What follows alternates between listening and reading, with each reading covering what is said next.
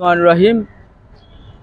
বাংলাদেশ জাতীয়তাবাদী দল রাঙ্গুনিয়া উপজেলা শাখার পক্ষ থেকে আজকে যে ঐতিহাসিক 7ই নভেম্বর সিপাহী জনতা বিপ্লব ও সংহতি দিবস উপলক্ষে কেন্দ্রীয় কর্মসূচির অংশ হিসাবে আজকে যে ঐতিহাসিক র্যালি, এই র্যালিতে অংশগ্রহণ শেষে রাঙ্গুনিয়া উপজেলা থেকে আমরা যারা অংশগ্রহণ করেছে আমি সকলকে ধন্যবাদ জানাচ্ছি, কৃতজ্ঞতা জানাচ্ছি। সংগ্রামী অবশ্যই আপনারা জানেন, দীর্ঘদিন এই স্বৈরাচারী সরকার আমলে দীর্ঘ 17টি বৎসর আমরা লড়াই সংগ্রাম করেছি, রাজপথে ছিলাম।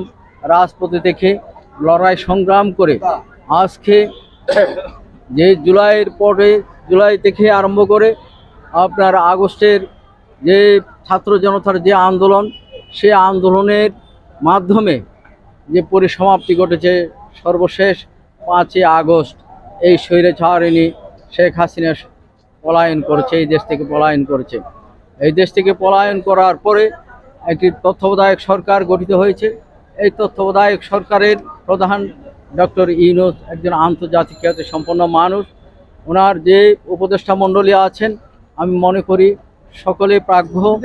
ওনারা আমাদের যে এখন বাংলাদেশ জাতীয়তাবাদী দলের আমাদের দাবি হচ্ছে যে যত তাড়াতাড়ি সম্ভব এই তত্ত্বাবধায়ক সরকার একটি অবাধ, নিরপেক্ষ, সুষ্ঠু, সবার অংশগ্রহণমূলক একটা নির্বাচন সে অনুষ্ঠিত করে এই তত্ত্বাবধায়ক সরকার নির্বাচিত সরকারের হাতে ক্ষমতা প্রদান করে সে বিদায় নেবে।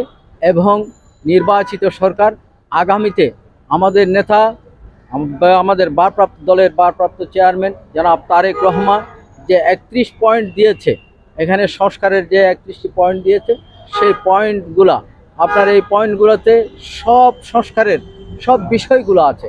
এইগুলোকে বিচার বিশ্লেষণ করলে আমাদের দলের নেতাকর্মীরা আজকে দীর্ঘদিন ধরে আমাদের প্রতিটি ওয়ার্ডে ওয়ার্ডে আমরা বাংলাদেশ জাতীয়তাবাদী দল রাঙ্গুনিয়া উপজেলা এবং পৌরসভার পক্ষ থেকে আমরা এখানে রাঙ্গুনিয়াতে সভা করেছি। সভা করে আমাদের যে সমস্ত দায়িত্বশীল আছে তাদেরকে আমরা দায়িত্ব দিয়েছি। আমাদের নেতা যে 31 পয়েন্ট দিয়েছে, 31টি পয়েন্ট দিয়েছে, সেই পয়েন্টগুলা প্রত্যেকটি ওয়ার্ডে ওয়ার্ডে গিয়ে যাতে সাধারণ মানুষের মধ্যে বাংলাদেশ জাতীয়তাবাদী দল কী চায়, ভবিষ্যতে কী করবে, এই কর্মপদ্ধতি, কর্ম পরিকল্পনা সবগুলো এই 31 পয়েন্টের মধ্যে আছে। আপনারা এখানে পড়লে সবাই বুঝতে পারবেন আমাদের নেতা সে 31টি পয়েন্ট আমাদেরকে দিয়েছে এবং মানুষের কাছে আমরা সেগুলো পৌঁছে দিয়েছি। ইনশাল্লাহ আগামীতে আমাদের নেতার কথা অনুযায়ী যে 31 পয়েন্ট যে সংস্কার, এই সংস্কার আজকে যারা সংস্কারের কথা বলছে, এই 31 পয়েন্টকে বিশ্লেষণ করলে সেই সংস্কারের সব কিছু সেখানে আছে এবং এই সংস্কার করে আগামীতে যত দ্রুত এখানে নির্বাচন দিবে ততই আমাদের জন্য, গণতন্ত্রের জন্য মঙ্গল হবে।